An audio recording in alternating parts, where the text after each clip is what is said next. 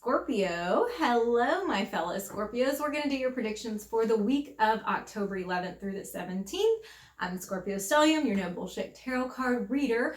I'm going to do something a little bit different this week. What I'm actually going to be doing, and I would love if you would drop me some comments and let me know what you think of it, is I'm going to be actually telling you what the astrological associations are with the cards, explaining how I come to the conclusions, so explaining the tarot card meanings, and just, kind of teaching as I'm talking you through your weekly predictions. So if you like this style, please let me know.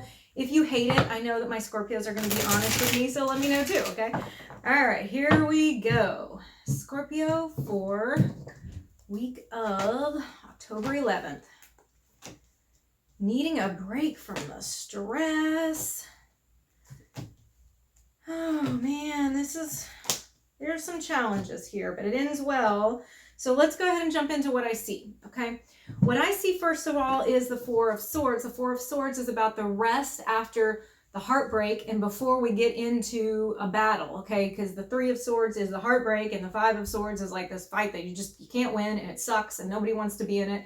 The Four of Swords is the reprieve, the respite, the rest that you need because things are getting a little rough, okay? There's anxiety here. The Nine of Swords is next to it, so you are maybe trying to take a break because you feel like there's too much going on, like you feel anxious, you're feeling overwhelmed, you may be suffering from insomnia or nightmares or just this rumination, these kind of thoughts that you can't make stop.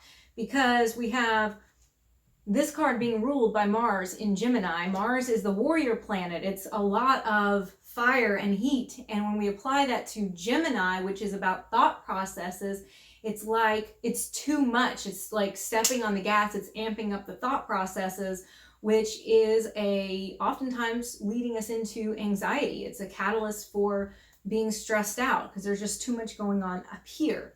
So we need a break from that. We need a break from the anxiety. And it seems like with the High Priestess reversed, there's something that we intuitively know that we should be doing that we're not doing. We're trying to suppress that intuition. We're telling it, no, shh, quiet. I don't want to hear that right now. So the answer is probably already like in there, okay? But you are not really paying attention to it. You don't want to hear it. We have the Judgment card reversed and towards the middle of the week. So I do this chronologically. I start with the beginning of the week, middle, the end. We're in the middle of the week. We have Judgment reversed.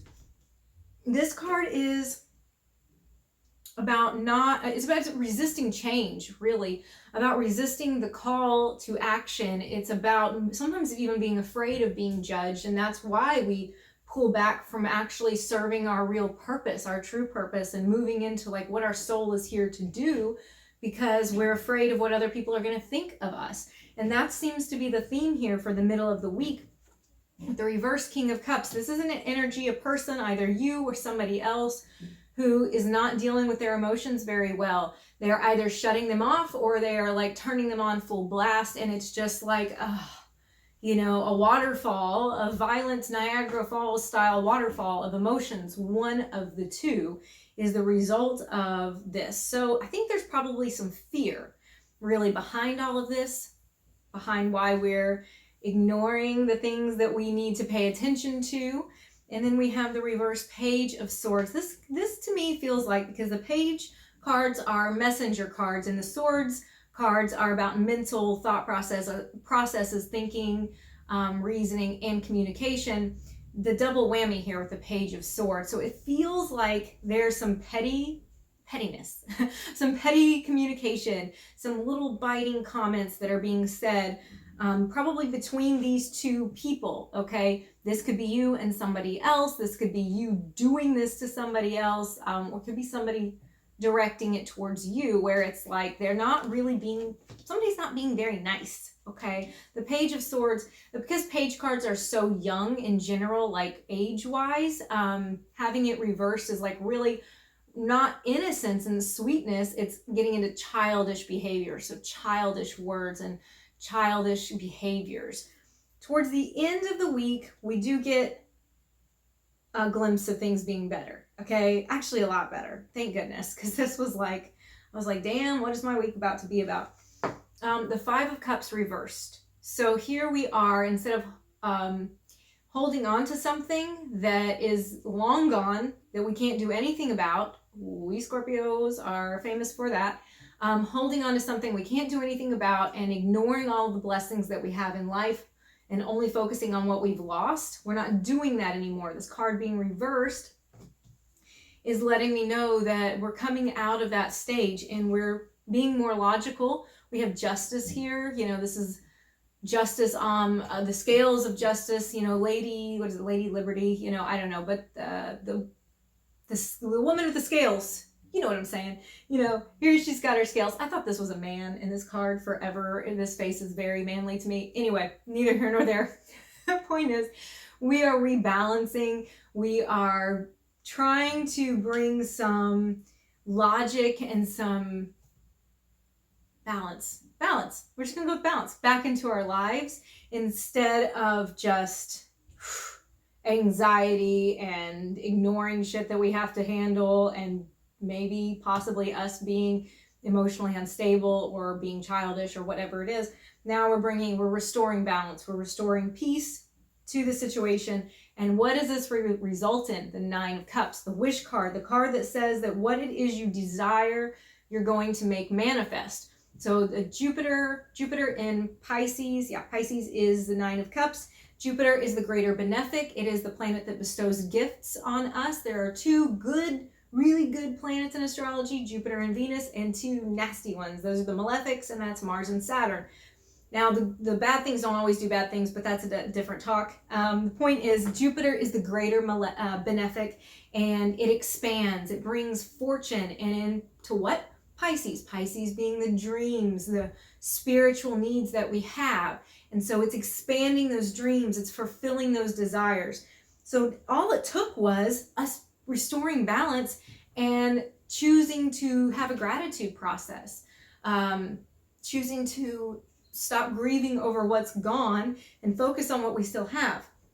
So let's go ahead and start clarifying some of these cards, getting a little bit more information. I like to clarify when I see a particular card that calls out to me intuitively, that stands out, that seems very strong. I also like to clarify when I see a shift in energy. So if I see one really positive card next to a negative card, that makes me go, what's going on there? So let's start up here at the top with the High Priestess reversed.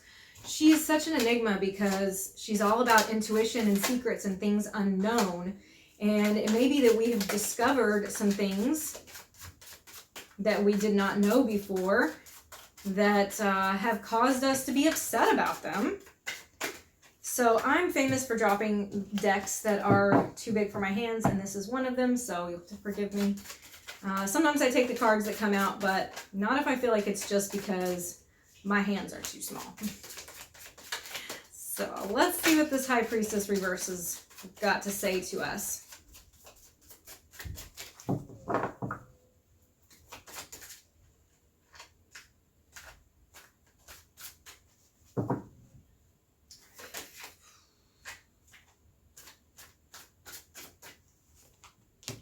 The Fool, new beginnings, the World reversed. That's interesting because the World reversed, the world is about cycles that have come to a completion. And it's funny because these cards are so similar. I mean, the Fool is this masked individual floating around the cosmos with the circle of all of the cards, the major arcana cards going around. And then the same individual with the mask off, still floating in the cosmos, for the World card with all of the astrological symbols going around. They're the same person. It's like we started with the Fool with the fresh beginning and we ended with the World completion, where we've accepted our circumstances and we found a way to be free within them. So this is interesting to see these two side by side. The Fool tells me that there are new beginnings that have taken place because of the fact that we are learning things that have been kept from us. So it's allowing us to accept those, and we might not like them, but accept them at least. And then the World reversed is like, but we haven't totally learned how to live with it yet. There's a difference between, okay, this is what it is, and now what do I do with it? How do I handle what I've learned? How do I handle what my intuition tells me. Do I actually act upon it or do I not? That seems to be the pivotal question asked this week. Judgment reversed. This is where we are ignoring what we're called to do. We're ignoring something, maybe even for fear of how people are going to look at us. So let's take a look at it a little closer. See? It's just hard. It's hard.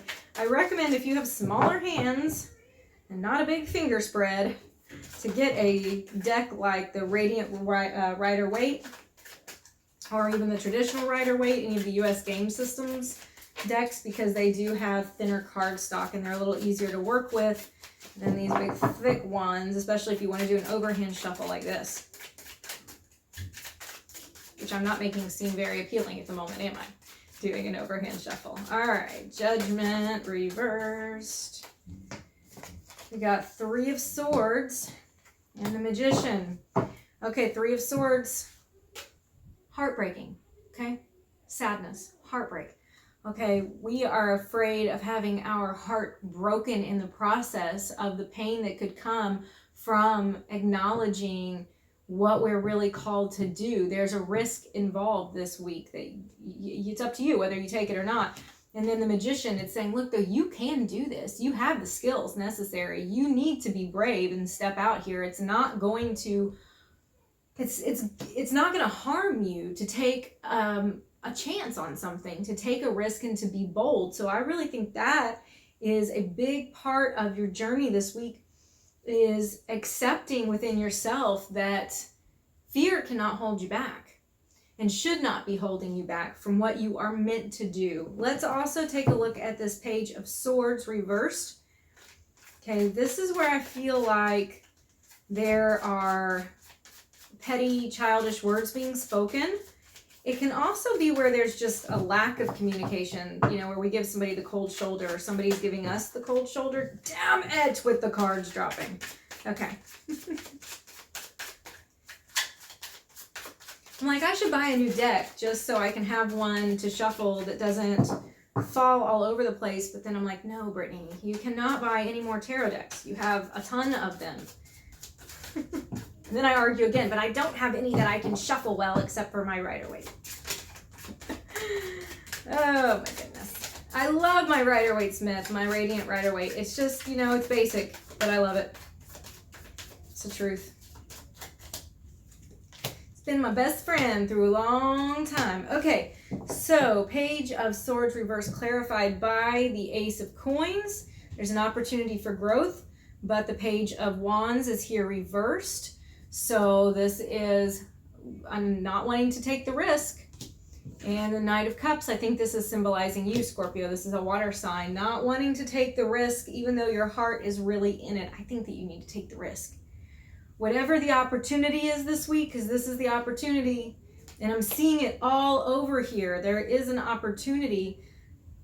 I think you should take it. I think you're going to regret not doing it.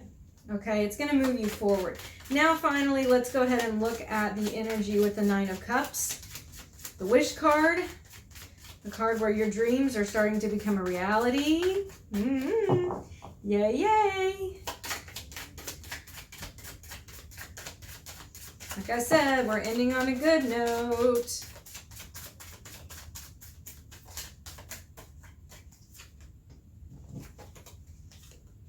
Okay, King of Coins, reversed, and Death. So, yeah, and 10 of Coins. Okay, so I am looking at this as the King of Coins reversed. This is telling me that you're just gonna need more capital, okay? You're gonna need more money this week to do some of the things that you want to do. You're not gonna feel like you have enough this week, okay? King of Coins upright, or King of Pentacles, is a card of success, of security, especially financially. And I think that the Wish card is still here, so you're still building up to it. But this week is probably a week that you're going to be a little short on it. That's okay, because you're making your dreams a reality. The Death card is here. Transitions. A lot of times the Death card is an ending, but I don't see this as being an ending. I see this as being an opportunity to let something else be the past and you walking into something totally new, because again, there's a call here for you a call for action, a call on your life and your purpose, and it is at hand this week. And you have the 10 of Pentacles here. It's like, okay, 10 of Pentacles is about, and it's called coins in this deck, but this card is about abundance. It's about financial security. And I think that it is telling you that it might be a little short this week, but it's okay. And you're going to know it's okay towards the end of the week because you're stepping into something totally new. And that comes with a little bit of risk. And you're going to accept that risk. You're going to be bold, right? Scorpio, you're going to be bold with me? All right, let's go ahead and take a look at your card from the universe, the divine, God, angel, spirit, whatever you choose to call that force. Now, I'm not going to just pull a card and tell you what it is. I'm going to give you a choice out of 3 cards. Please only choose one, and I will give you your personal message. I am not going to read reversals for the purpose of this because there's no point in it in trying to give a message from spirit and reading a reversal. So let's go ahead and see what you got. All right, 1, 2, 3. I'm going to switch that so it's right on your end. Okay, I have pulled them in my hand every other time for all of my other readings, but me being a Scorpio, I am not going to do that. I'm not going to look at what the card is before I pull it because I want to choose with you. Okay, I'm feeling 3 for me. See, now you know what mine is. Okay, so if you chose one, remember, only choose one card. It is the Buddha, which in this deck, the Sacred Bridges deck, is like the Magician. So it's, again, reiterating you have all of the skills necessary. You're able to do this. You're ready, okay? So move into it. Don't hold back anymore. Don't be anxious about it anymore. Don't ignore what your purpose is and what you know you need to be doing, all right? That's card 1.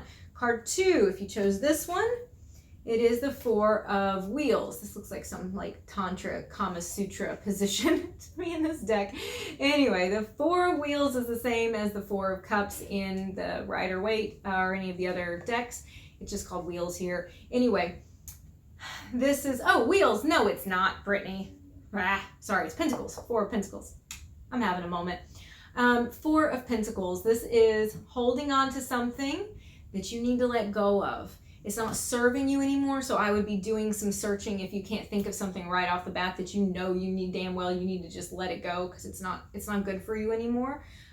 This is about letting go of what is not serving you at the moment, and it's about making a bridge for yourself from one place to another so that you can move forward. All right, and you can be your own bridge. See, she's her own bridge. All right, now 3. This is the one I chose. Oh, what is it? Okay, the 2 of Staves, the 2 of Wands, essentially. This is planning for your future. So it's time to start making those plans and, drawing them up. This is exactly my steps. These are my goals. This is what I'm going to be moving into and expecting that is going to pay off. You're looking into the future. Yes, I am. Okay, so Scorpio, my love, I hope you have a wonderful week. I will see you again next week.